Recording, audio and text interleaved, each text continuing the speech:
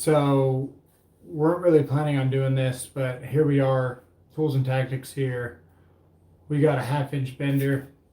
We're gonna wait for people to roll in, and yeah. So on this bender, you're gonna see where it says stubs to 5. That's gonna be our deduct. So keep that in mind when we're doing 90s. We're doing some offsets, some saddles, maybe some 4 points, 3 points, and just in general how to bend conduit and some tips and tricks along the way. So I wasn't really planning on doing this, kind of caught me off guard. Loud and clear, awesome. So we did start a live earlier, but it did not go according to plan because, like I said before, I was not planning on doing this. But I didn't want to leave you guys without a show. So here we are. Let's get the chat figured out, and yeah. So we'll wait for at least probably about 10 people to join, and then we will get started. But you're going to see here the deducts are 5. So that's going to be for our 90 degrees. What's going on? Yeah, we're doing pretty good. What's going on, Joshua? That's better. Now we can hear you when we respond when we heckle you. Nice. What happened to the other live stream? The other live stream was silent because we did not have our settings set up yet. Conduit time. Yeah. We can dig into some code book too. I got a big box of goodies for Joshua Wilson coming, and the winner of the last live stream where we gave away a tool pouch and a couple of screwdrivers. But Joshua Wilson's fixing to get a whole bunch of goodies, so should be there Thursday or Friday. I think they delayed it a day, but I actually managed to get the box out. It's only been 2 months. Finally got the box out. Big Red Farmer got a new truck, so that's cool. What'd you get?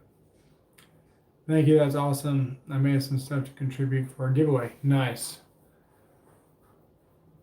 You had the whiteboard out before you even went live. Yeah. And Austin Montgomery says, that guy 2024. Yeah, I couldn't agree with you more, man.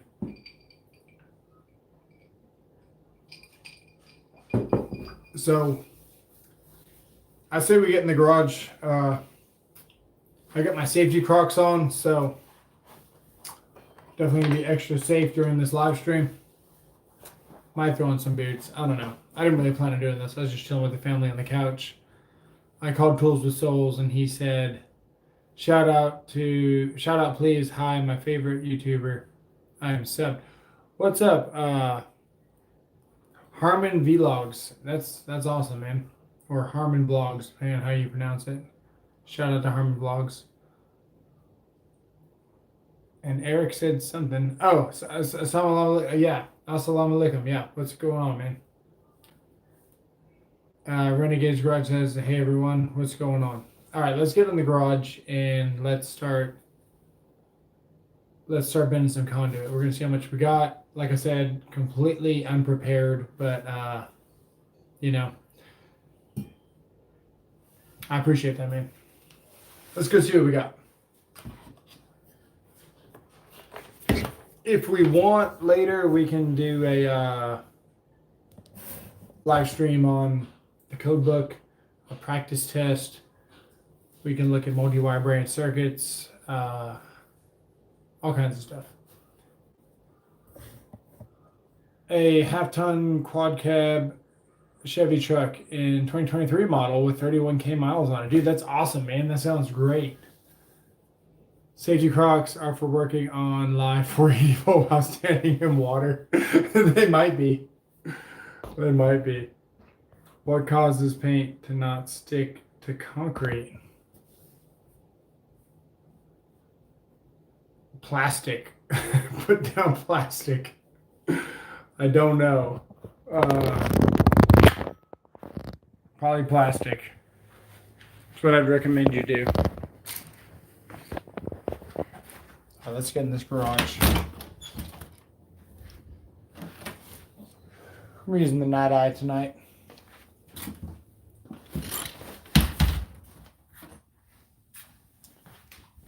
So we got some sawdust in here. We can also show you guys the difference of the Flex Impact versus the Milwaukee Impact. One of the biggest differences, I just built this the other day. Just kind of quick, nitty gritty. Nothing special, but it's on a Harbor Freight cart. And we just notched with the saw and then took the chisel. Pretty much knocked those out in one piece. And it doesn't really move. And it serves its purpose. What's going on, Jamie True? Brian Rogers, I was going to be an electrician until I was charged with battery. My parents grounded me until I couldn't conduct myself better. That's awesome. All right, so we need to find, let's see, we got the tape measure. It feels wrong to not do this in bits, so hang on. I've also been kind of organizing the garage. So we moved the freezer out here. And then I also got something kind of set up. This is the Apache 4800 from Harbor Freight. And what's really good about the Apache from Harbor Freight is that. So, built this shelf earlier. Sanded down the cedar. Put a curve with the jigsaw. I had these shelves just laying around. So we got some EMT up here. And I'm going to throw in some bits. Hang on. And these are the Ariat. And what's good about the Ariat, watch, one hand, or 1 foot, I guess you could say. I can get these on with 1 foot. I'm not wearing jeans though, I just realized that. I don't even know if these will go over boots, man. I've never worn these without with jeans.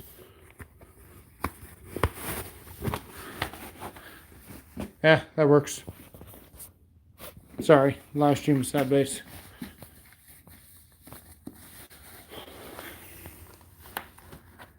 Do you like my table and stand I made for my table saw and miter saw? Yeah, dude, that was awesome. Was supposed to dry in an hour and wait 4 hours to pre-coat. 2 days later, it's not sticking to it. Peels right off on your shoe when walked. Oh man, that's terrible. I released a video without sound. Why? Thank you, sir. I'm glad you noticed. Yeah. 60 watching and only 3 likes. Yeah, what's up with that? All right, let's get some EMT. Like I said before, was not planning this. I just didn't want to leave you guys without a show. That's one thing Tools of Souls and I are good about doing, is not leaving you guys without a show. So if I'm not going live, he's going live. And I figured I would reciprocate that. It's the least that we can do for you guys showing up every Tuesday, Thursday, and Sunday.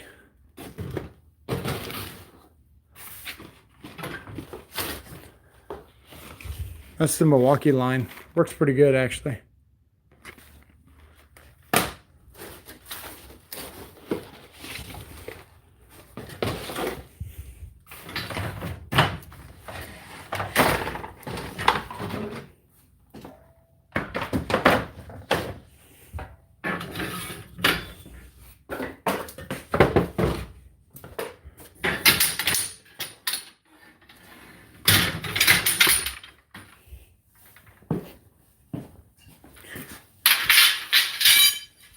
Now we might have to get rid of some of that dust.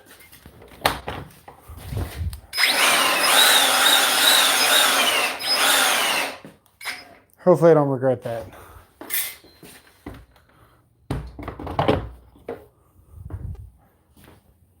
And we need to find a level.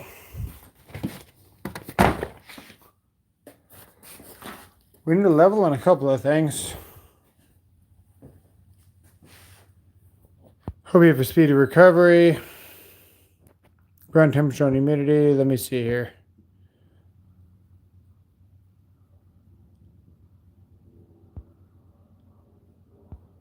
Just trying to catch up with the chat. Okay.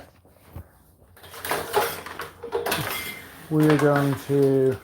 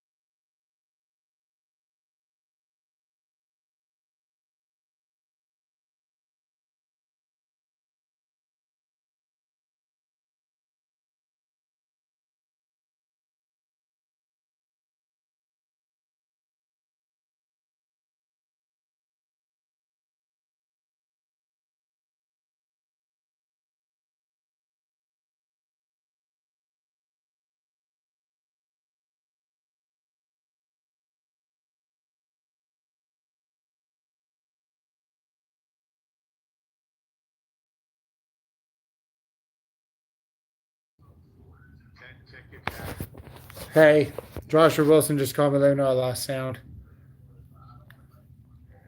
I'll check right after you get back on. Dang, dude. Yeah, we're back on. I don't know what I'm going to do. Do I restart the stream or what? Please don't start over. I'll see if you have sound on that end. I've got it now. All right, then. Appreciate it, man. Yeah. Yeah, bye. Dang. Okay. Well, so much for that. So, come on, man. This is why it helps to have Tools of Souls here. So what you're going to see is what you call spring back, where you can see where the bubble is there. And if we put more tension here, that bubble is going to sway kind of back the other way. And once you let tension off, it might equalize. So you got to always account for spring back, especially in your larger conduit, because 1.25 and 2-inch conduit almost requires the bender to be holding tension way out here where it's not level, like this. And then once you let tension off of the bender, it'll actually bounce back to level. So you can see where it's actually level, but we had spring back tension on it.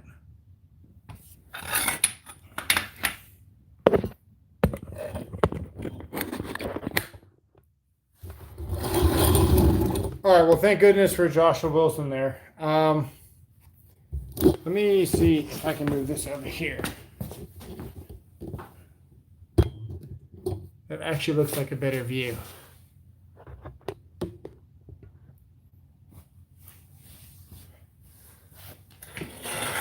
So we did the deduct to 5, and you couldn't hear me the whole time, so that's awesome, but it is what it is. So that's a 12-inch 90. Let's see what we got. You know, this bender's pretty damn good. Honestly, this is a bender worth keeping.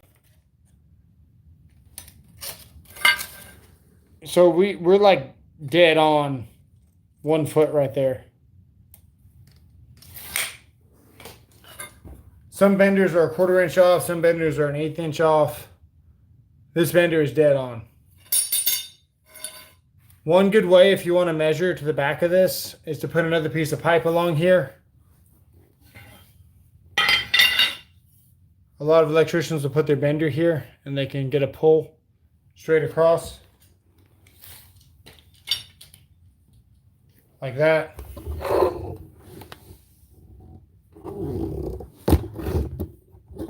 That's one good way. If we want to do a back-to-back 90 on this, some people will bend on the star, some people will bend on the arrow. There's 2 different ways you can do it. The star should be the back of your bend.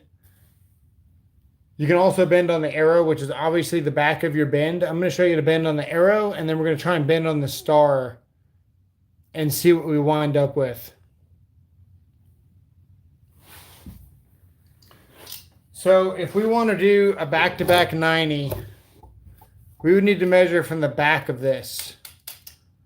When I started first bending conduit, all of my bends always ended up being just a little bit off, and I didn't know why. And it wasn't until somebody told me it depends the thickness of your conduit, which makes sense now. I didn't know if I was supposed to measure to the center of the conduit, if I was measuring to the back or the front, or what I was doing. I'm going to tell you right now, if you measure from the back of this conduit, your life is going to get a lot better, because the back of this conduit is almost like the floor was. So you always measure from the back to wherever you're bending. So in this case, what we're going to do, we're going to try for let's go for a 14-inch 90. And we're going to measure from the back of this conduit to our bend. So we want to get a back-to-back 90, 14 inches from back to back. And that's what's important to remember. You always measure from the back of your conduit to the back, the front of the conduit to the front. Depending on what you're doing, you always want to measure so you account for the thickness of your conduit. In this case, this is 1 1/8, being 3/4 conduit. And you can see that there. That's what we're looking for.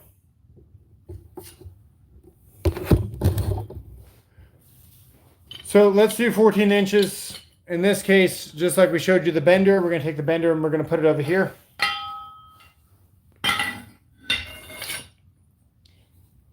And then we can get a pole from the back of our bender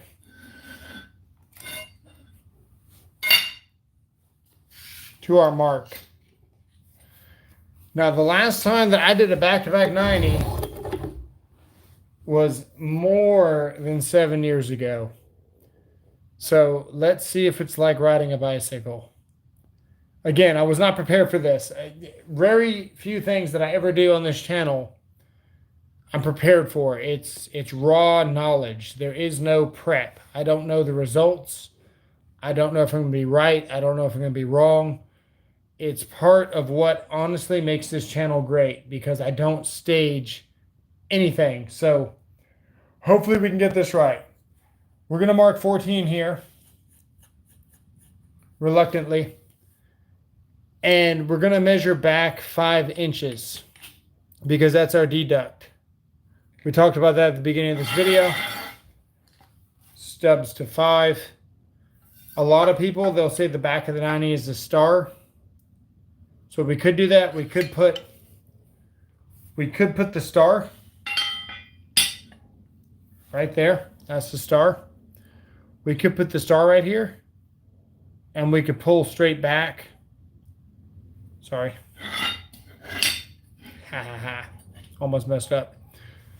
Remember, when we did our first bend, we measured from the edge of our pipe and we went backwards towards the arrow. So you always want to pay attention to which way your bender's facing, right?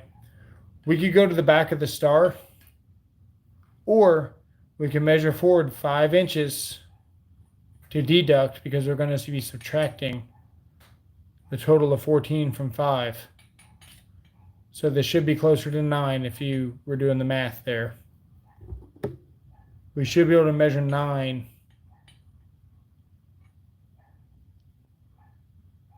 Or, yeah.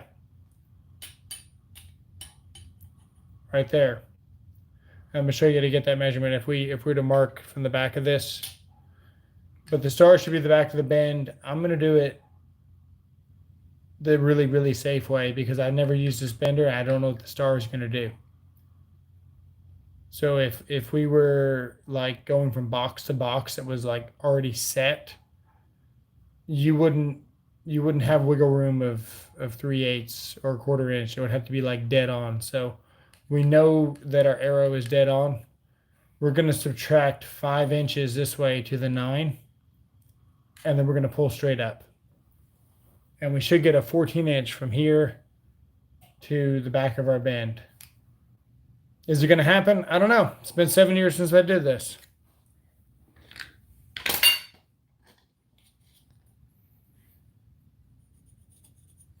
That would be 9 there if we measured there. We're going to subtract 5 and see if we have 9 here.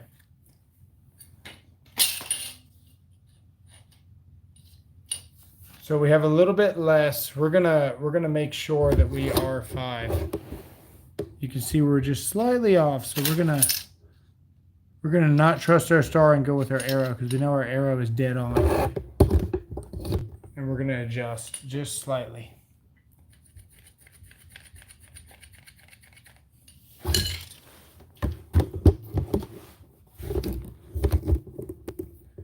Everything is fighting me tonight. And I mean everything. There we go.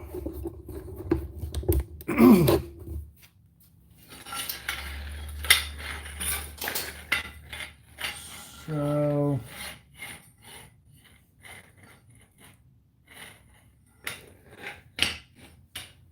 what we're going to do to get the height of this, because the bender's taking up some height, We're gonna take our clines.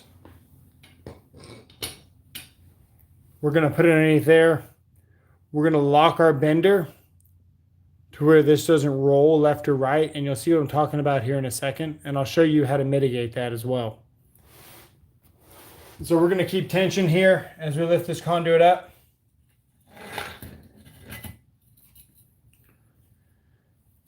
Now there's two things we can do because we're not looking at this measurement. We're looking at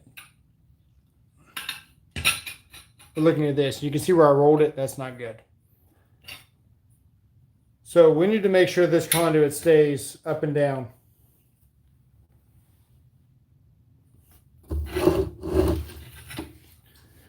And the only way to know if we're truly up and down, because look, we can roll this. I could have this bender crooked and I could still make this level, right? And if we look, if the bender was in line with the conduit, we would say, no, it's not. So what we want to do, you can stick a level here, and then you can stick a level here, and that would tell you that you're uniform. You can eyeball it, or we can lay it back down and we can stick the clines underneath of it, which is what I'm going to do. We're going to stick the clines underneath of it and lock it back in. So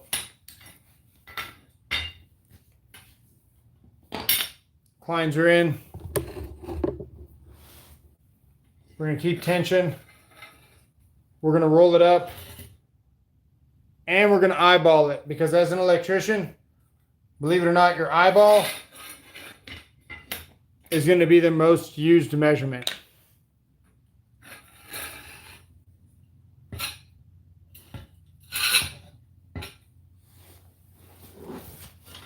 Now it rolled. It rolled again, so we're just going to use our eyeball. This is the easiest thing to fix, though.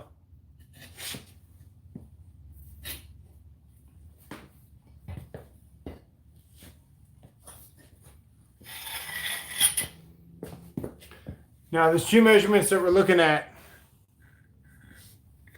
We're looking at this one here, and we're looking at this one here. And really, there's almost three, because we want to match the floor to know if this is level. So if you're on a scissor lift and your scissor lift is unlevel, if you match this bubble with your unlevel scissor lift, you're still going to get a level 90 or whatever you're doing. Works with offsets too. So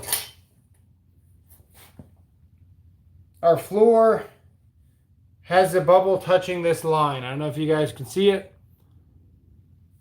I don't know if I can zoom in or not. If YouTube will let me, it will. Let me see. Yeah. So the floor, you can see, is unlevel, and the bubble is touching this line. When we put our level on the top of this conduit, we want this bubble to match.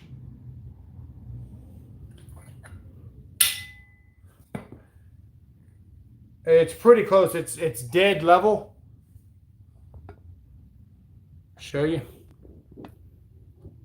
It's like dead level. We actually want it right there. So what I'm going to do, that's that spring back what I was telling you about.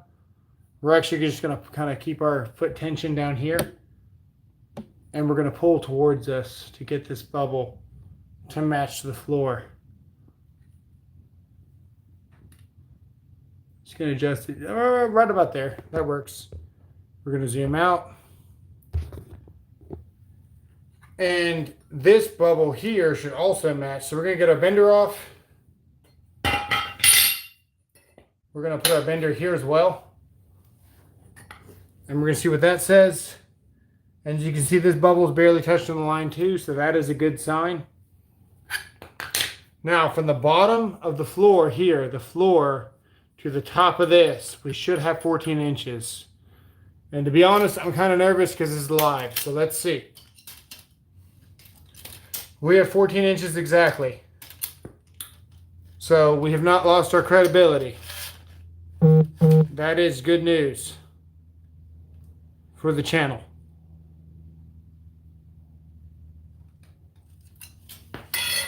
Now we got one more thing we got to check because we're not done yet.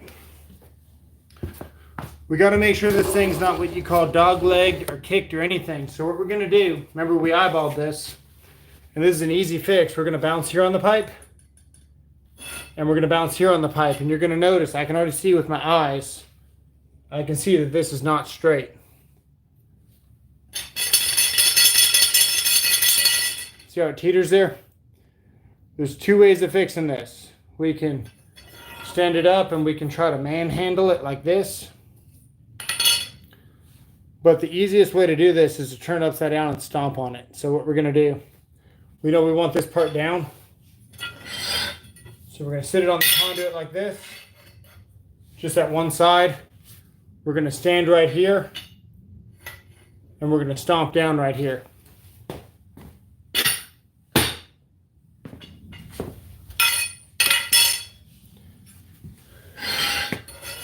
And then we're going to assess.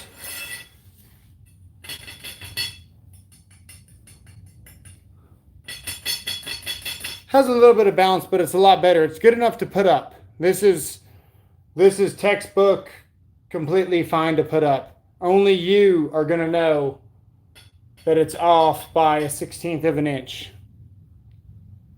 And that's a back-to-back 90. Using the arrow. If we use the star, I showed you the measurements before and after with the star. This is the arrow method. I've always used the arrow method. I've never ran into something where I had to use the star. I wasn't a huge star user, honestly. If you want to know the technical Pythagorean theorem, this is not the channel for you. This is the nitty-gritty, get it done with high accuracy and throw it up and get your paycheck because you're a badass and you're running conduit very quickly and nobody even knows that you're a 1/16 of an inch off. If you're trying to perfect a 1/16 of an inch running this stuff, you're never going to you're never going to keep up, or you're going to spend too much time worrying about the small stuff. Because that's a great 90. Back to back. Let me check the chat.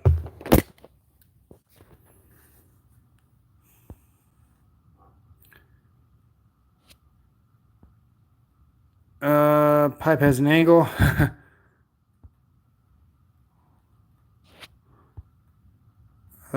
Just trying to check the chat. Let's see. You guys are talking amongst yourself a whole bunch. Just bought a Greenleaf 555. That is the 555 is a table bender, dude. That's a big bender. I love those things. The 555 will bend 4-inch rigid, which is what I used to do.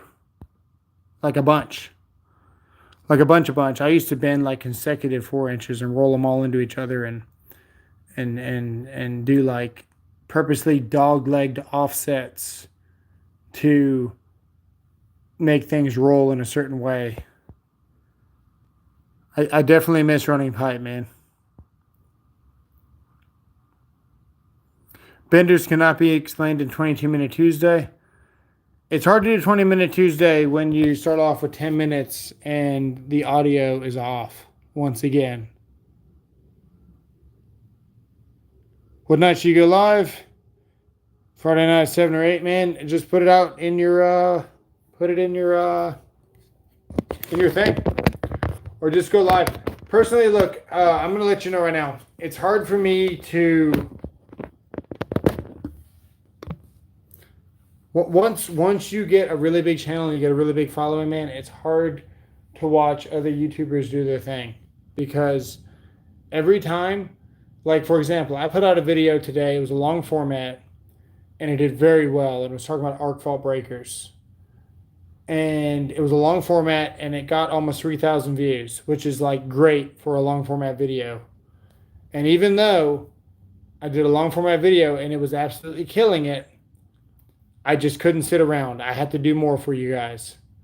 So I made another sander video, and I make this, and I make that, and it's like...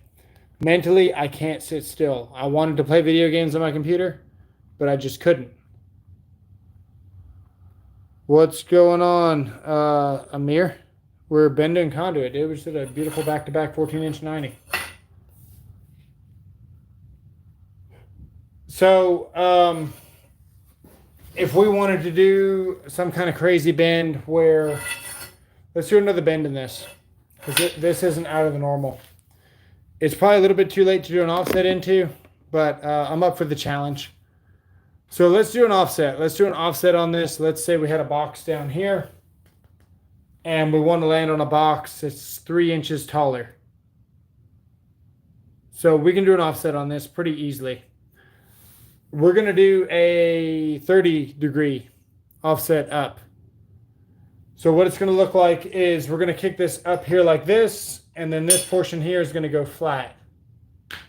And we want to measure from the bottom of the floor, the top of the floor, the bottom here, to the bottom of our conduit needs to be at 3 inches. So what we know about 30-degree offsets is the multiplier is 2. So if I pick a point here, and the point is going to determine where my radius is here, because we can't put the bender in the radius without kinking it. But we got the benefit of having 1/2-inch pipe. Put my bender backwards. So we can probably get away with something like here. This is going to be super tight, by the way. We're going to make a mark here. And if we want a 3-inch 90, we got to go 6 inches. We might not be able to do this. Let's see.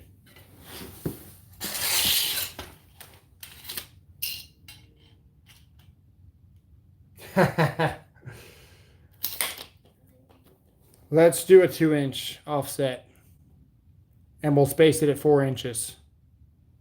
So we're just gonna make a mark here.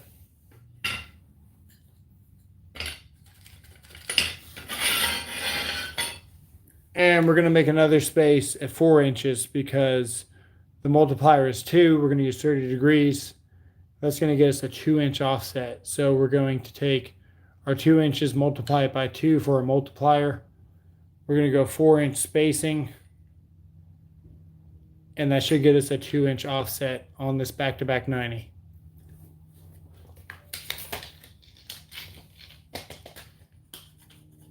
We're going to mark the 4. It's important to mark both sides of your conduit, especially if you're a beginner. So we're going to go ahead and do that because we're going to be rolling this conduit all different ways. So that just looks something like this, where you just kind of roll around it like this. Nothing too crazy.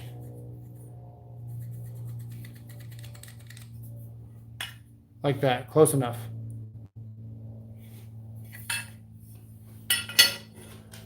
So we know that an offset looks like it's going to get pulled up first and then it's going to go flat. So that's going to kind of help us figure out which way do we want to roll this pipe. Now, if we wanted to start where this was on the top, and we wanted to bend this conduit down, obviously our first bend is going to be right here. So we would know that we need to turn this conduit upside down and pull this up. But we're not doing that. We're gonna bend this portion up high. So where this portion here is going to be 2 inches off the floor to the bottom of the conduit. So let's bend 30 degrees on it.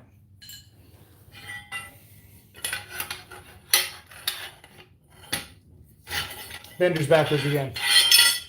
Bender's backwards again. This is the front of your bender, and from where we made our measurements, that's where you measure from. So if you are not paying attention, you will surely mess this up.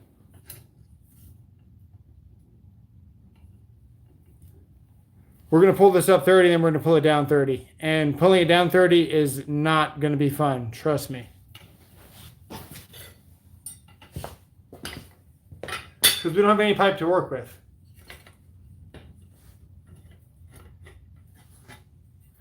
We're going to stand here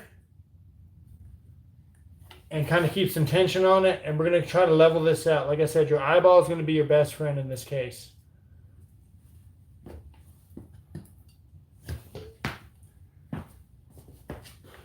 A good rule of thumb to know if you're 30 degrees is when this hits level. That's kind of a rule of thumb. It's not a sure thing. Another good rule of thumb is not to buy a 45-degree level. Buy the ones with 30 on it. But I'm going to have to go get one of those here in a second. I've got one in the other room. But we're just going to pull this straight up and see what we got.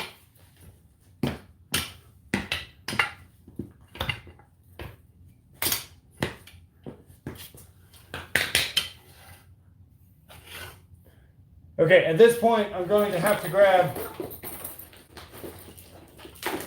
a level with 30 on it.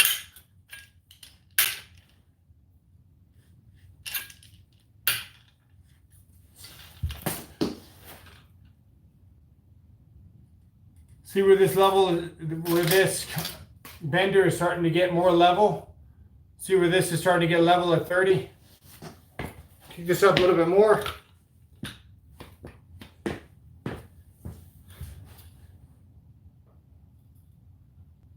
We're going to go just a little bit more for spring tension like we talked about.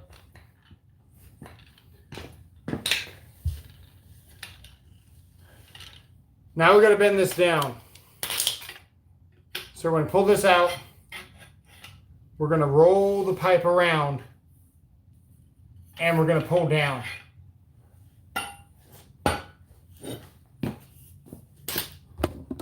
And I don't even know if you can see this. But we're going to pull it straight down. And you got to have definitely some muscle memory for this. And this pipe is really short, so it's going to be pretty interesting anyway, as it is, to do this on camera.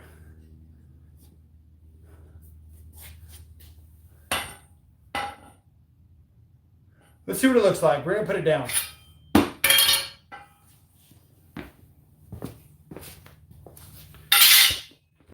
I don't know what you guys can see. I don't know what the degree is. We're going for 2 inches. We're actually 2.5 inches, so we're a little bit more.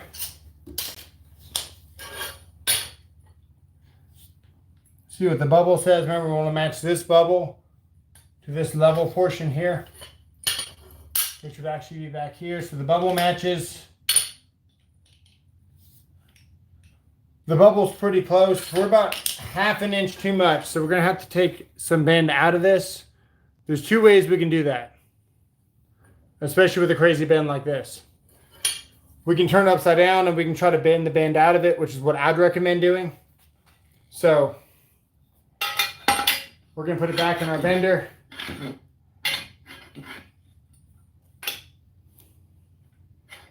This is backwards, so we want to make sure we keep the bender the same direction that we pulled from. So if you recall, we pulled from this direction. So we want to put this in the bender backwards to get the bend out like this. And we can leave this on the floor and we can kind of just take a little bit of bend out. Remember, we don't want to dog leg it either.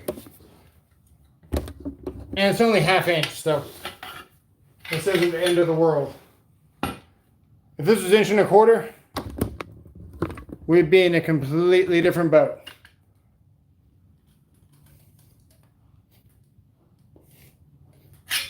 Let's see what we got.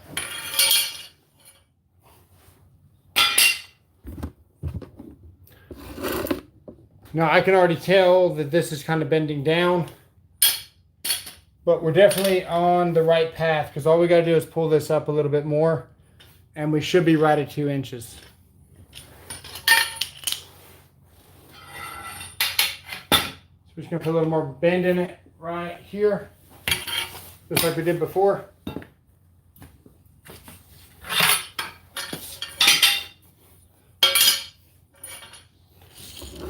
Looks interesting.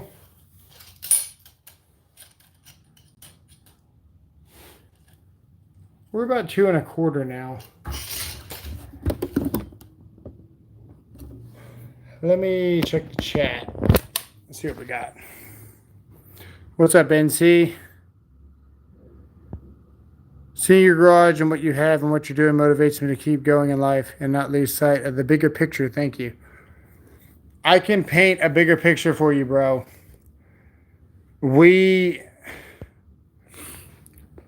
Not bragging here. Completely motivation, okay? We had a 30 by 20 shop. We had $100K left to pay on the house. We had a carport. We could fit 7 cars in the back. and we were on a corner lot wrapped in a fence. And I had to get rid of that house because there was mold in it. And I had to throw away everything I've ever owned and restart life all over again. Everything, all of it, gone. Cars, clothes, toys, tools, almost my life. And yeah, so stay positive. Anyone can do it. I started from nothing. I'm from Bermuda. I moved out here when I was, I don't know how old I was, 12. Parents stayed in Bermuda. My grandma took care of me. I started college. I did 4 years of heating, ventilation, air conditioning because I wanted to be an electrician. 2 years of doing HVAC class. I started electrical trade school. And then for 2 years, I was going to school 4 nights a week for HVAC and electrical while I was working every day. And then I worked in the same company for almost 10 years. While I was there, I went through the school of hard knocks and learned a lot. And then I started doing infrared and continued studying. Then I jumped in a service truck, ran that for about 2 years, and then became an electrical inspector for 7. So that's where we're at now. And yeah, if I can do it, anybody can do it. I'm not going to say it's not hard, but it takes perseverance, getting your ass kicked every day and going back to work, expecting to get your ass kicked every day. So that's what it takes. It's like emotional abusive boot camp, being an electrician and doing all this. But the only thing stopping you is you. You got to decide what you're willing to tolerate with, what you're willing to live with, what you want, and you got to go get it. And I feel like I've got way too much knowledge here to just not share it. So here we are.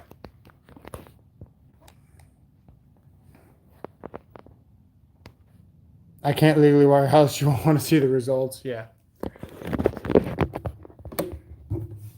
Let's do a 4-point saddle. Or is there anything else we can do to this conduit? I don't think there is. We could probably do another 90 here, kick this up, but remember, you can't go more than 360 degrees in a bend. So we got 30 here, we got 30 here, that's 60 plus 90, so we have 180 degrees plus 60, and this pipe isn't even 4 foot long. We still got to go 100 more feet and then set another box. So keep that in mind whenever you're doing fancy bends out there. It's almost impossible to push a fish tape through this crap.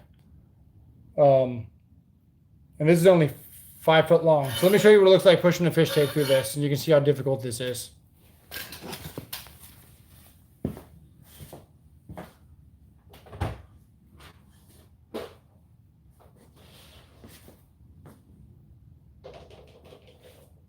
This is not the fish tape that I wanted, but we will use this one. Looking for the steel one. I've got it here somewhere.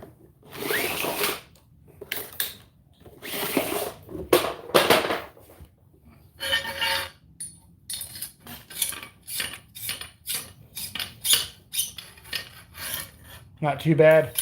You can definitely feel the resistance as you're pushing it in to where it's taking all the turns. Nylon's kind of cheating to a certain extent because it just rolls with it. A steel one's definitely going to give us that more kind of bouncy action, but you can hear that resistance there. Imagine this being, 170 foot long.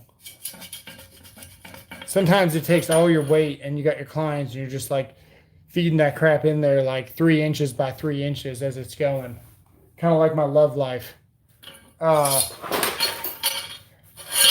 right. Let's do a 4-point saddle. So when we do a 4-point saddle, we're pretty much doing 2 offsets back to back. And the only thing that you really got to remember is going to be your obstruction in the middle. So let's do that.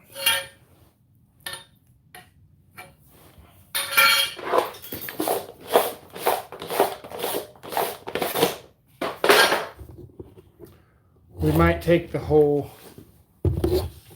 garage for this one. Let's see. We're going to do, we get the edge of the conduit. There we go. Actually, we didn't. We need something to jump over. Let me find a box. Oh, this pipe. This bucket. Perfect. That's a big saddle. We're going over this bucket. Okay. Once we get over this bucket, it's going to be completely level. It's going to come down and it's going to level out. That's what we're going to do. The bucket's pretty damn tall though. I don't really want to use that much conduit. Let's do this box. This box is better.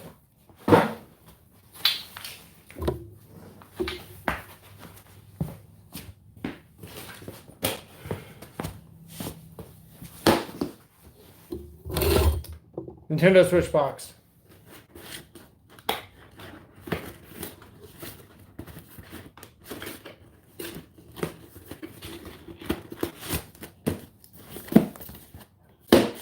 Okay. So first thing you're gonna do, you're gonna measure how tall your obstruction is and how long before you can start your next offset. So we're gonna measure up here. We got 10 inches to the bottom. Now keep in mind, a mini strap is half an inch off of this. So we're actually gonna go for 10 and a half. If we do 30, our multiplier is gonna be 2, which is gonna give us 22 and a half inches of where we're gonna mark our conduit for our 30-degree bend. The next measurement that's relevant is how wide or how long is the obstruction. So we're going to see that it's 8 inches. And what we know from radiuses, we can make this just a little bit tighter. So we can actually make this 7-inch spacing because our curves are going to be just inside here. So we could do 9 inches to be safe, and our flat is going to finish out here. And then it's going to come down like an offset. I don't like to do that. I like to have my radiuses inside of my obstruction. It just looks really, really clean. So we're going to go 7 inches. So we are going to mark like this. We got to start somewhere, so we're just going to pick a measurement. We're just going to say, 10. So we're going to mark 10.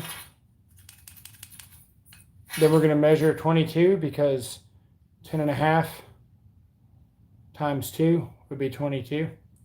So we're going to go down here and we're going to mark 22. Let me see if I can zoom out. How do we pick a different camera? Hang on.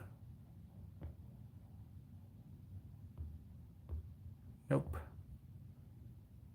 Hang on.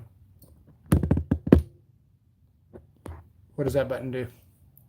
Not that one. That one. Perfect. We're going to measure 22 all the way over here. That's our 22. Then we're going to measure our 7. That's where we're not going to bend at all. That's going to go right here, pretty much, if you will. Here's your visualizer. So we're going to mark 7.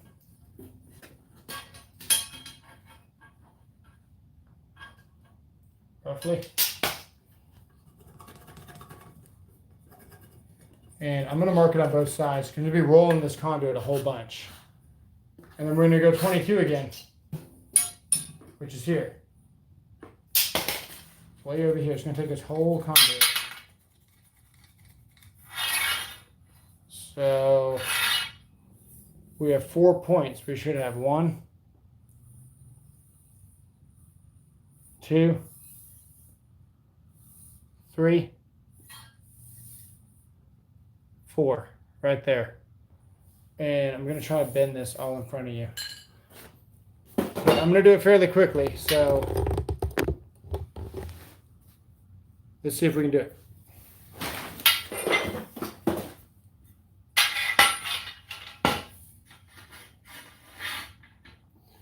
First mark goes here. I'm going to try and roll that down so you guys can see it.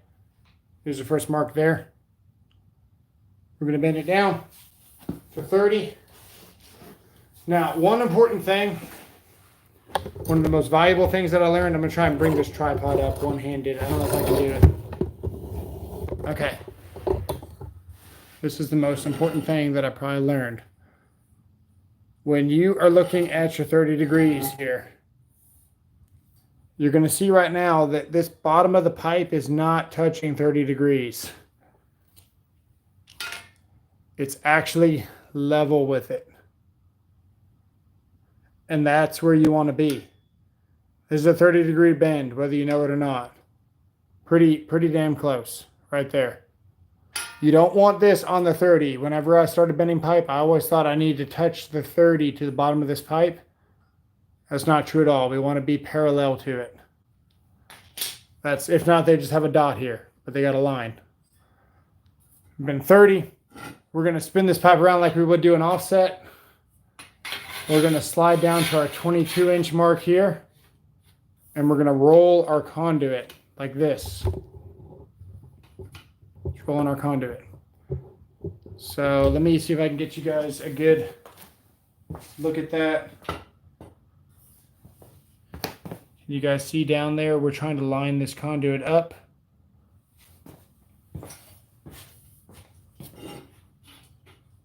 Gotta find that. There it is. We're going to bend straight down to 30 again. There. Now, a lot of people make a mistake and they'll roll this conduit. You don't want to roll this conduit. We want to bend down again. So we're going to slide this down. And we're going to pull down to 30 again. So it's looking like this. And I got to check the camera to make sure you guys can see. Which is kind of hard to do. Yeah, you guys can see it. So we're going to eyeball it, line it up, and then we're going to pull back down again. Like this, to 30. Now we're going to pick our bender up and we're going to roll back down, upside down, to our 22. And you're going to kind of see what's going on here. We're fixing to make this thing happen with this last bend. We could turn this over at this point and pull up like you would if you're doing a 90, but we're going to stick overhand. And we are a little bit dog-legged, by the way. So there's 30. If we turn it upside down like I was telling you about, you're going to see here. Let's get it off the bender. Let's get our Animal Crossing box and let's see how we did. Or not Animal Crossing. What is it? Nintendo. Same thing. Moment of truth. Beautiful, man. So we are really close. We're not perfect. We still got a little bit of tweaking to do. But you can see if we had a 1/2-inch strap here, we would clear it. That would be our strap there for a 1/2 inch. You can see we were level on the floor there. And we're level on the floor there. This is actually good enough to put up. So if we measure underneath here, we need 1/2 inch, which would be, I think that's about 3/4 of an inch if I had to guess.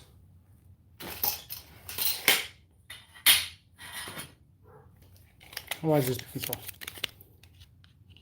No, pencil's 1/2 inch.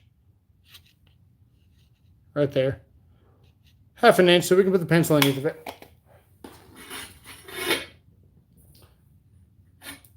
So there we go there. We got room for our strap. We're on the floor there. And We're on the floor there. And remember when I told you about the radiuses? How I like my radiuses to turn? Remember we measured 7 inches. We didn't measure 8. And you're going to see my radius started right there, right where it starts there. And my radius started here. If you're trying to do more obstruction or something, you could definitely do the 8, or you could do 10 or something. And that would just bring your flat out a little bit further.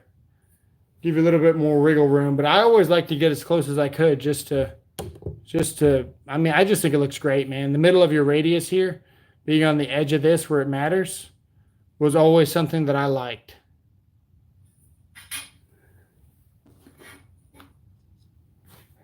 So that's a pretty darn good 4-point saddle.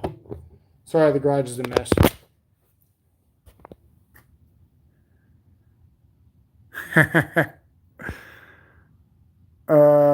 Use your peckers about 1/2 inch. That's a good idea, man. That's usually what I use. Sometimes I got to fold it in half to get 1/2 inch. But either way it works. You know, you got a 1 inch, you just got to fold it in half to get half. By putting your body on the side, let your drill hit the torso instead of resting on it. By putting your body on the side. Oh, yeah. Yeah, using a drill. Trying to catch up through the chat. That's all I'm doing right now.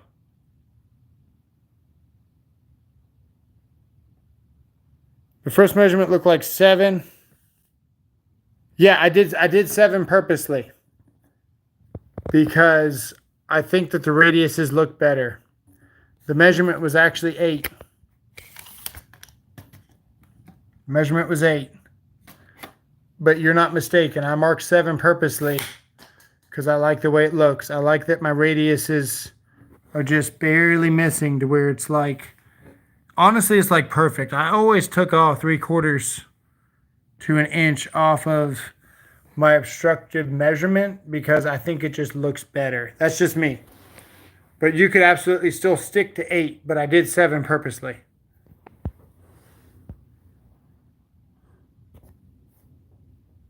Mofo.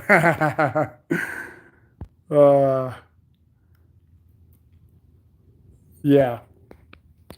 So it's been an hour, man. That's we did a backpack 90, we did a 90, we did an offset, and we did a 4-point saddle. If we want to do a 3-point saddle, do I want to do a 3-point saddle? It's 2 22s and a 45. Because 22 and 22 is 45. And then 145 is the total of 180. So you got 45 and 45. Sorry, to make 90. So you got 2 45s total. 2 22s and 145 to make that. I don't know if I want to rack another piece of conduit.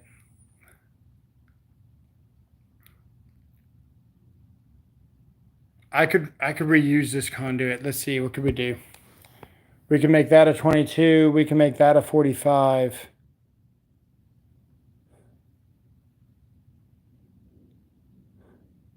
It's already been an hour, man. Maybe when we do another stream, we'll do a 3-point saddle. But what you do for a 3-point saddle, you still use the same multipliers, the same spacing and everything. But you bend the second bend down to 45. And then the book will tell you to turn the bender around. But you actually turn the pipe around. It's kind of hard to explain. And then you bend this at the last measurement. So you do 22, 45, 22. And it turns into a kind of like a little bump in the middle of your conduit. But honestly, you don't really use those that much. So what is this for specifically before you go? This is for running conduit, man. This is what you do if you're running anything commercial. If you're running EMT for electrical, this is what you would put wire in. So if we had to go over something or under something, or if the plumbers had steam lines that were going here and we couldn't run the conduit straight through, that's what this is for. And this is extremely common. And since we did a 4-point, this is just an offset. So whatever measurement this is, I think it was 10 and a half. Yeah, we did 10 and a half. It's the same multiplier. Your multiplier is 2, so your spacing is a 22. And then if your box was here, we could enter a connector. And then your other box would be down there. Bend a Fibonacci. I don't know what that is.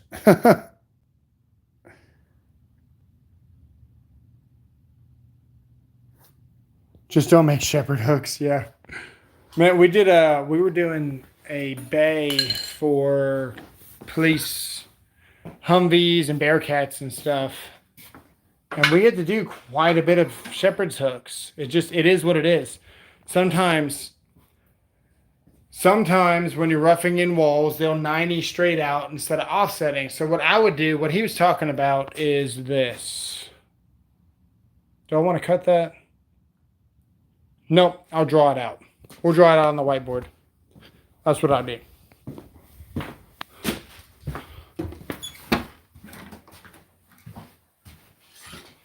I'm going to draw it out.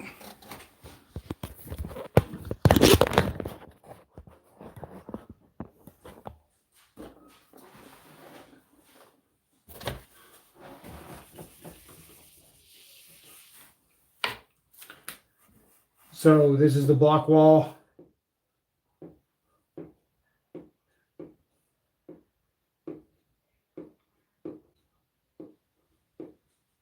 Right. And inside of your wall, you might have conduit coming up.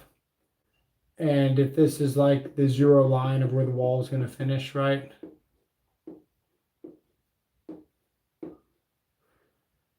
Some contractors, they'll have their box mounted inside the wall. So this is where, this would be like the opening of the garage. And if you were walking towards the plug, this would be like where the plug is. So someone can plug into a receptacle, right? With a cord. Okay. The conduit's inside of the wall. And a lot of people will just 90 out. And when you're trying to attach to that, sometimes your only option is to do some kind of weird, stupid bend, which is called a shepherd's hook, which looks like this. It's an offset with a 90. So sometimes you'll have what they call a shepherd's hook, where it's a 90 degree like this, and you'll have this bend going on. And that's so you can come off of the face of this wall, offset out, and then attach back to their, I missed. Offset back to their 90. You might have to mount a box out here and attach back to this conduit, because this conduit could be in the wall like this, and it might be going back to the electric room, which might be going somewhere else. Looking at the camera. So you might have to mount a box on the surface of the wall, and then you might need to attach it to the wall with a strap, offset out, and then coupling it. Sometimes you just got to do what you got to do. I could draw a little bit darker. So a shepherd's hook is just an offset with a 90 on it. But yeah, they're really frowned on because they suck pulling wire through it, because obviously it's just a bunch of bends.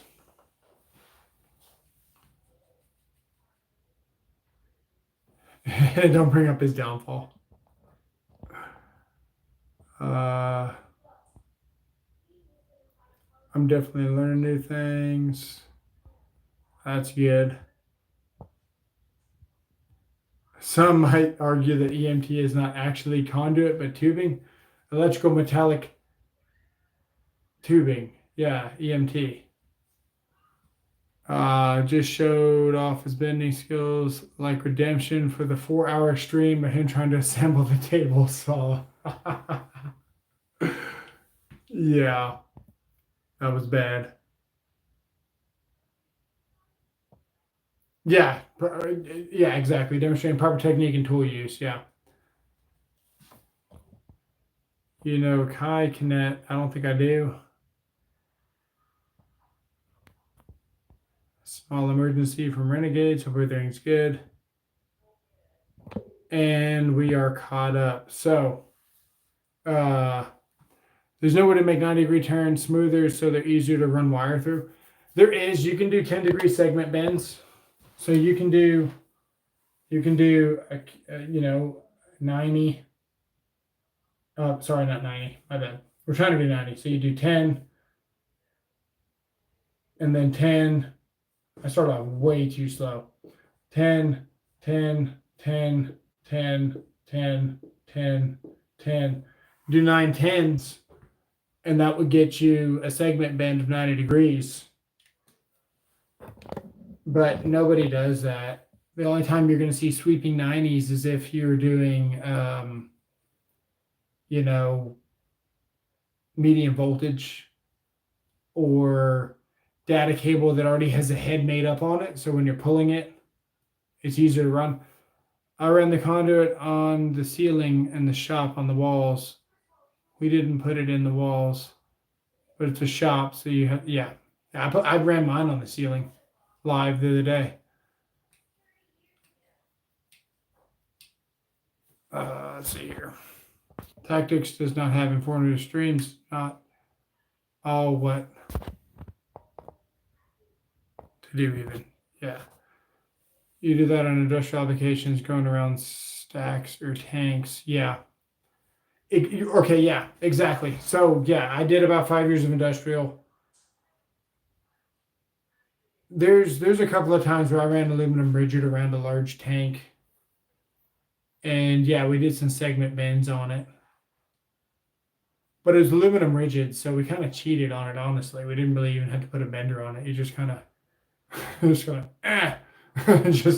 kind of you could drop it off of a high point, and when it hit the floor, it would bow for you to a perfect kind of curve.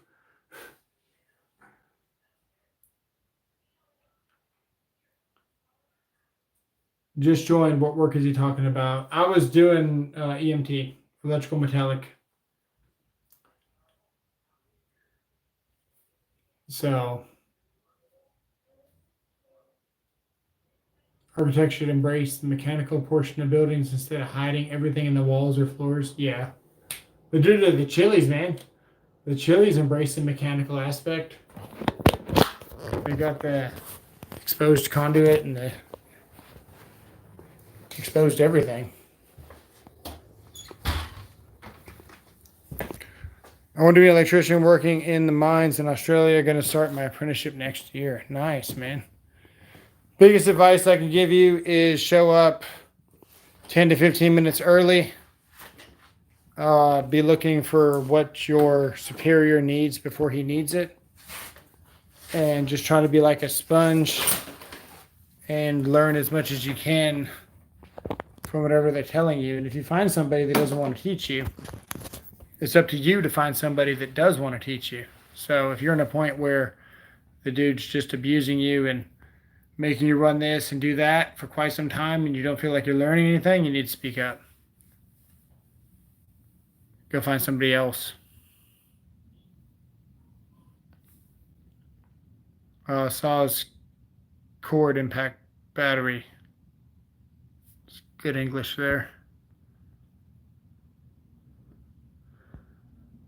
So anyway, that's all I got. I was just trying to fill in the tools of souls, give you guys something to watch, and that's what he does for me, man. If I'm going to be somewhere, he always jumps on and keeps you guys entertained. So we appreciate the community. We appreciate you guys being here Tuesday, Thursday, Sunday. That's great advice because a lot of people will never speak up. Some learn faster than others, and some never learn. That's true, man. If you're not getting fed what you need,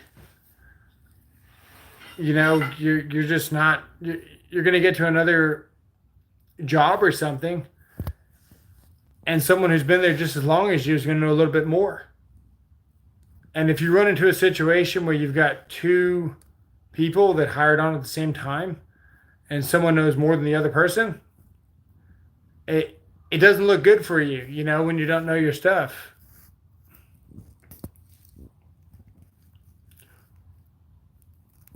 Are you far from Anna, Texas? No, I'm not. I go visit in a few months. Nice. Hit me up on email, you boy. Anna, Texas is not too far at all.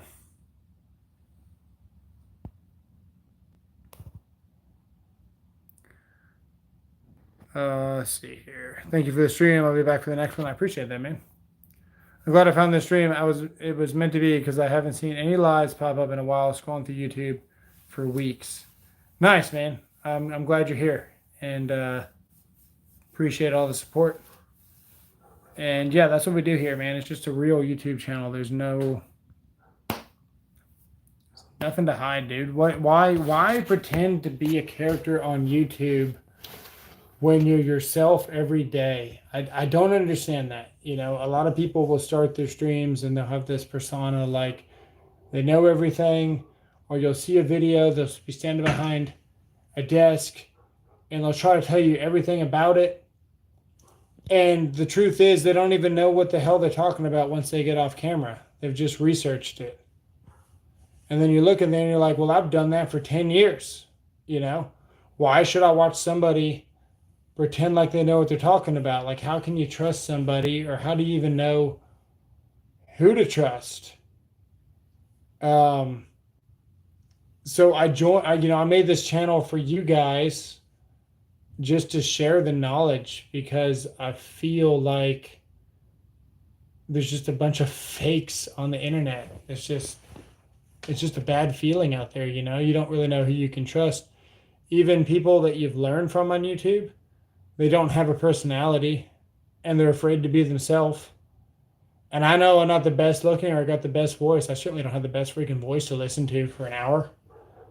But you know, what else are you gonna get? You can't ask anybody a real life question and then be able to freaking look it up in the code book in 5 minutes. You know, they're too afraid to it. They're afraid to look like an idiot. I'm not afraid to look like an idiot.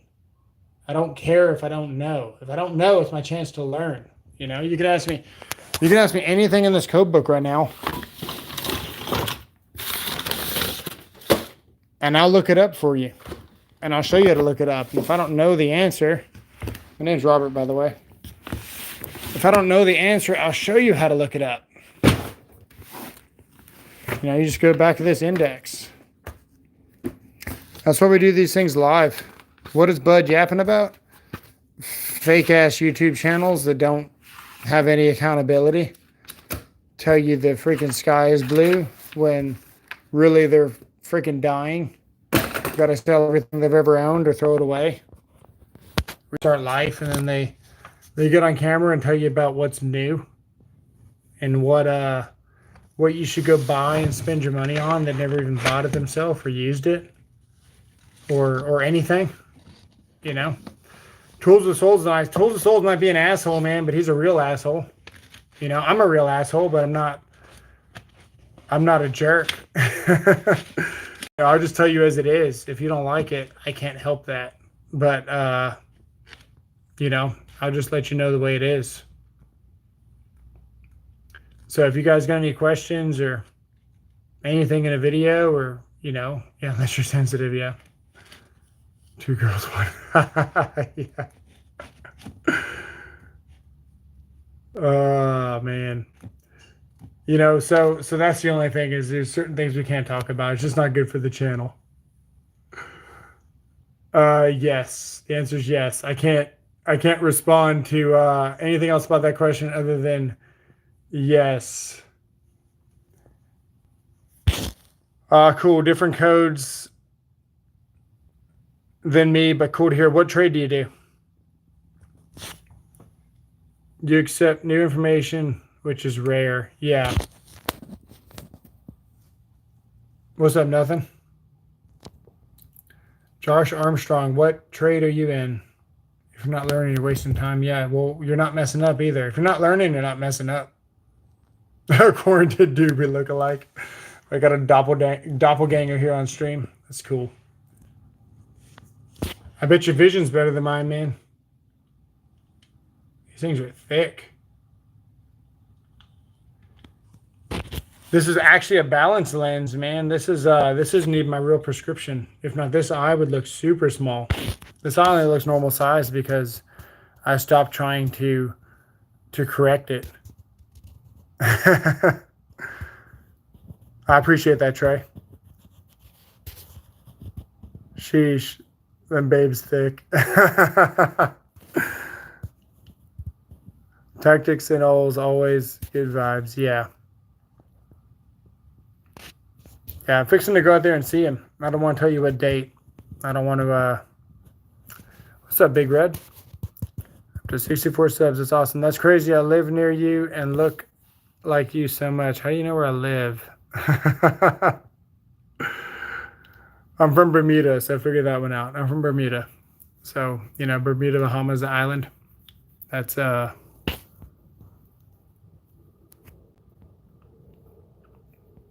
the accent. The accent is very unique. The accent is kind of Texas, kind of island, and then some country. The accent's crazy, man.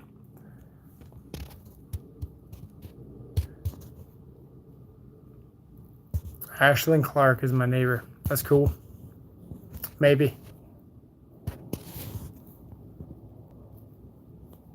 That's a very high possibility. Isaac Sauer, what's going on? Are you from somewhere else? So you're technically exotic. Yeah, man, I'm exotic. Actually, do I have my phone on me? Where's my phone? I can show you my old backyard.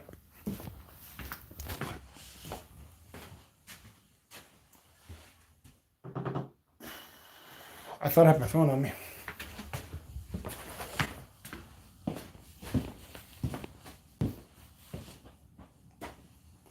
Things in the living room.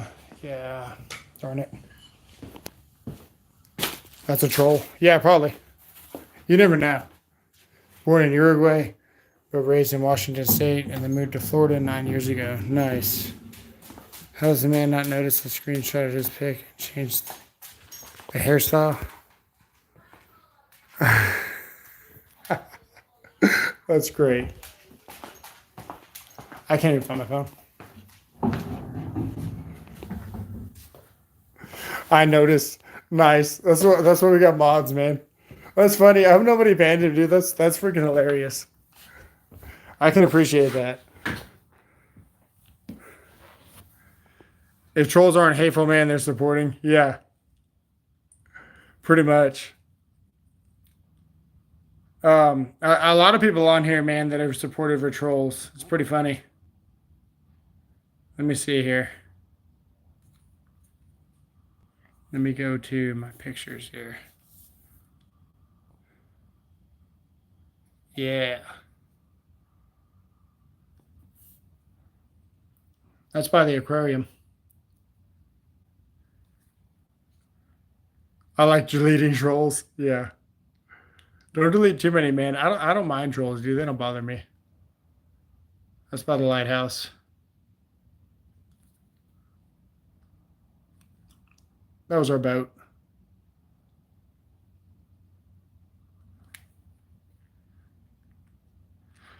That was our dog. The dog's from Texas. We took it to Bermuda for a vacation.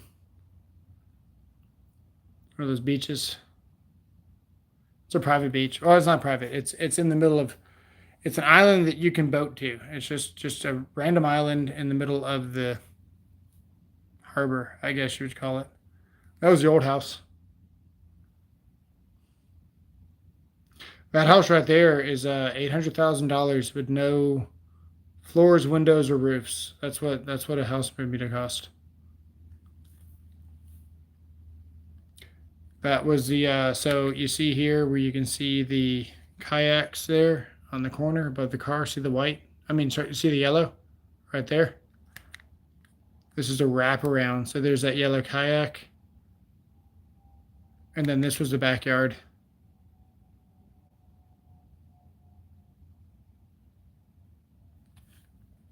And that was it a little bit later. And then that was it a little bit later. And these were taken with a razor from like 2004 or 5. Remember the razors used to flip like this? It was a razor. Took that phone.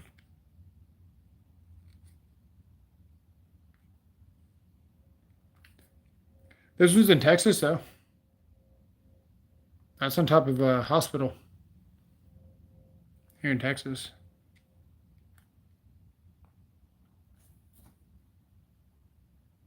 I have to go to his OnlyFeed account to see foot pics. Does pineapple belong on pizza? Man, this is like one of those deciding factors on whether you're going to stick around. Damn. Does pineapple belong on pizza? I like pineapple on pizza, dude. I'm a weirdo. Pineapple does belong on pizza. But not every pizza. Like if it's got ham on it. But that's it. So like the better question is, do you put pineapple on your ham when you cook it in the oven? That's the better question. Because I think everybody does. No, I've never been convicted. I've never done anything stupid or anything. Sorry, that was kind of judging. I've never done anything exciting.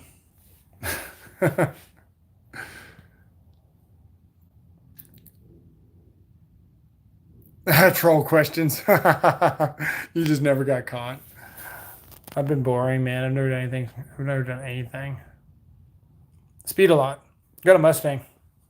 Mustang hauls ass, man. That 4-cylinder EcoBoost is super fast. Like you don't realize how fast a 4-cylinder can go. And then the newer ones, like anything after 2015, like you can't even tell you're going 90 miles an hour, like around a curve. Like you just don't even know. These newer cars go really fast. They got really good suspension, and you have no idea how fast you're going until you look down. Pepperoni pizza missionary is too boring for me. I need pineapple or something to keep it fresh. My 4-cylinder Chevy Astro can go 330. Got a space, huh? Do you cut the ends from pizza rolls? No, dude, I just eat it all. Good evening, gentlemen. What's up, Casey? What's going on? You just missed the, we did a beautiful 4-point saddle without you. His 4-cylinder Chevy Astro goes 330 miles per hour. Man, can you imagine going 330 miles per hour? Sir, do you like cheese? Not buying it. I'm having a hard time buying it, but I'm not going to call him a liar on stream. CW757, what's going on? So anyway, I put this in the live, man. My neighbor had a Peloton.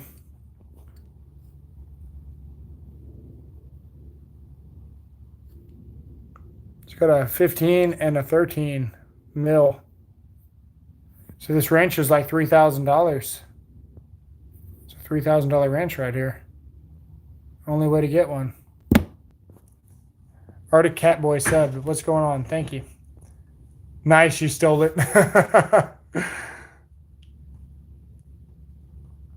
I just ate a slice and added a sliced beef on top. I've done skillet turkey before.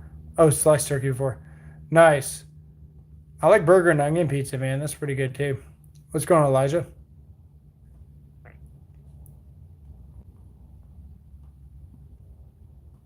What's up? Milwaukee or Makita, man? Milwaukee, dude. I rocked Makita for a long time. I switched to Milwaukee in 2009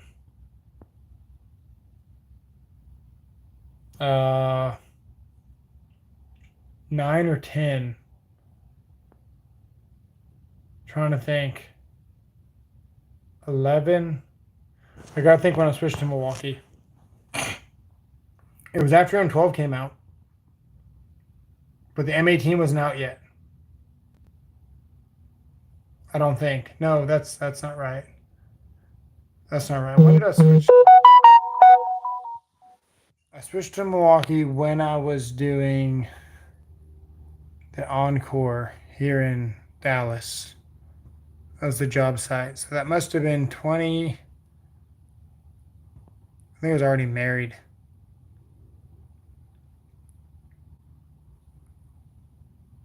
maybe 2011. My skin is beautiful. I appreciate that. So we switched to Milwaukee in 2011, I think. But I rocked Makita from 2000 and almost 7 when it came out to 2011. And I ran that Makita through granite with an inch and an eighth SDS bit. You just had to use 2 batteries to do it. The latest tool, probably that chop saw behind me. She's pretty good at that.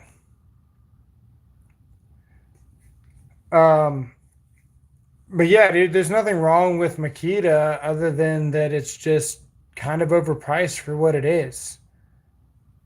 They haven't switched their battery platform on the LXT.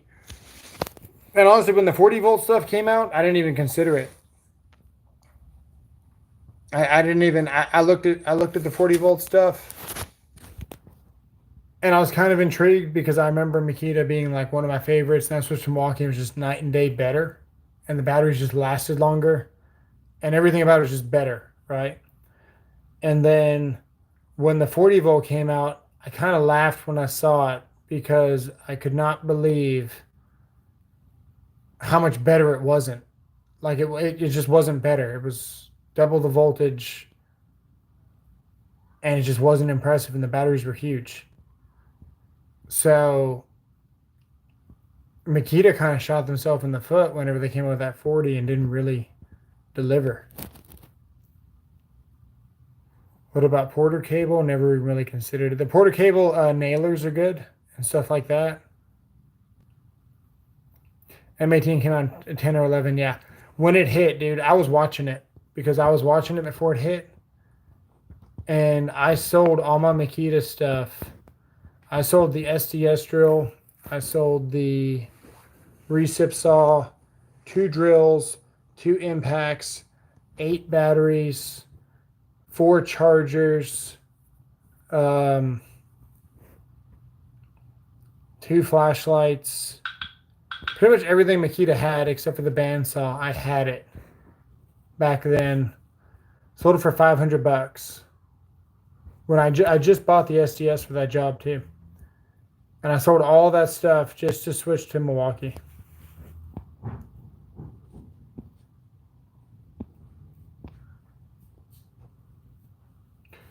Can you cut a 7 1/4 crown on that? No. No, you can't. You can only cut maybe a 4-inch. Okay. Okay. What's going on? Yeah, it's a tiny little DeWalt, man. It's that should be 5.5, I believe. I think that's 5.5. Let me see.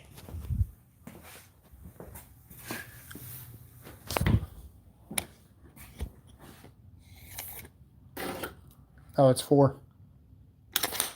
It's 4, so I don't even know.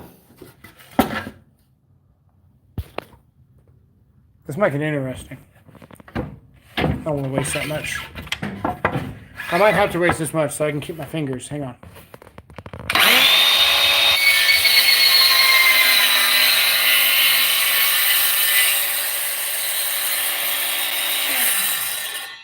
I don't think it's completely in half yet. Yeah, so that's gonna be the max capacity. I probably could have bumped it down. But 4 inches is the cut.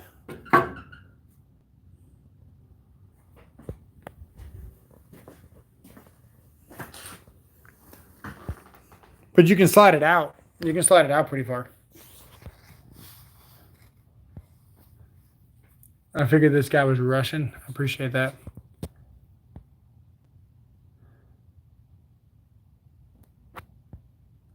Why did someone ban him? He was cool, man. He figured I was Russian. There's nothing wrong with saying that.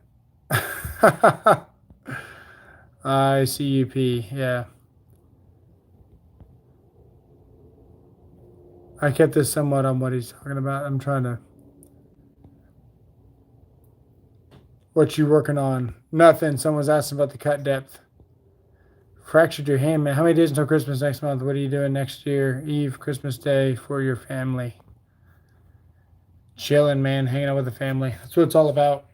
I left a job that paid six figures to do what I do now, just to hang out with the family. I used to make a bunch of money running a service truck, like a bunch of money, and decided it wasn't worth it. Yo, pizza is the serious topic, no trolling. Yeah, pizza is a serious topic. Oh, okay. Okay, cool.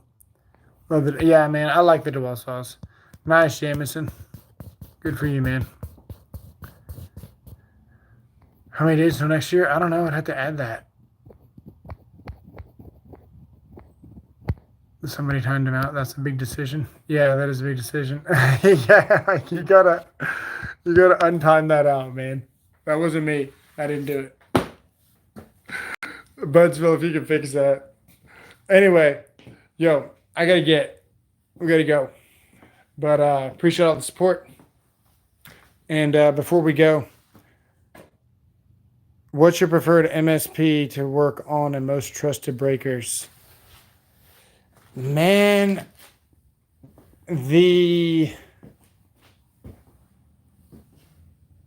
so from my experience and all of it, I would still say for the price and everything,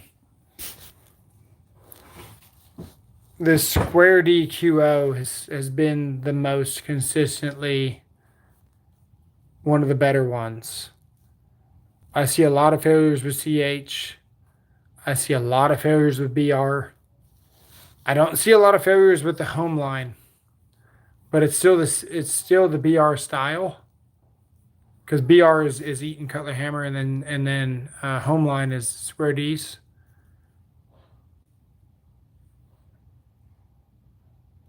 But we're talking about tools. Don't need to talk about that. People can't see you fast. Yeah, that's true.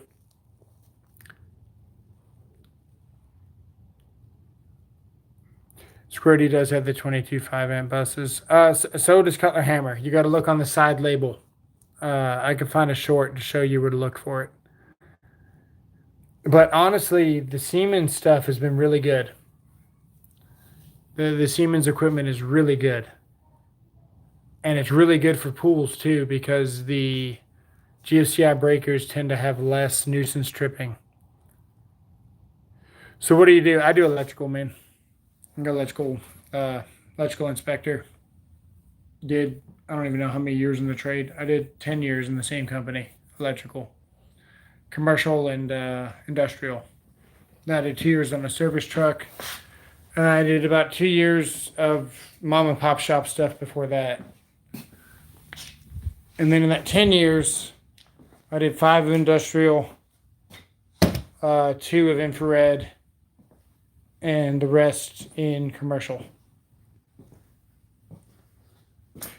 This live is blessing for real, no cap on G. Get a haircut? Man, you should see when I don't have a haircut. This is actually fairly trimmed. Love to DeWalt tools when I get Milwaukee. Yeah, Milwaukee's great. What's up, Michael? Day's been pretty good. Milwaukee stuff's pretty good.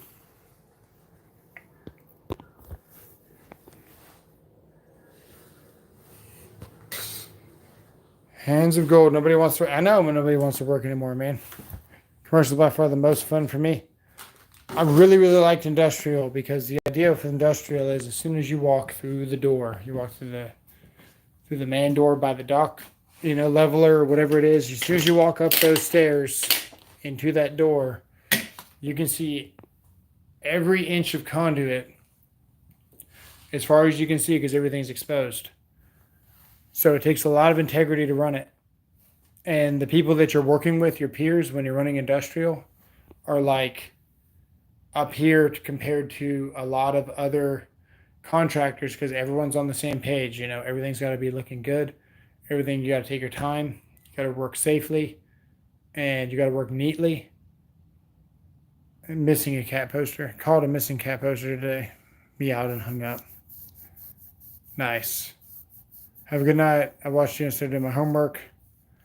Can you say hi to me? My name is Rihanna. What's going on, Rihanna? Hey, we're out of here. We'll see you guys in the next one. Thought I'd give you guys a live. That way Tools of Souls didn't have to feel bad.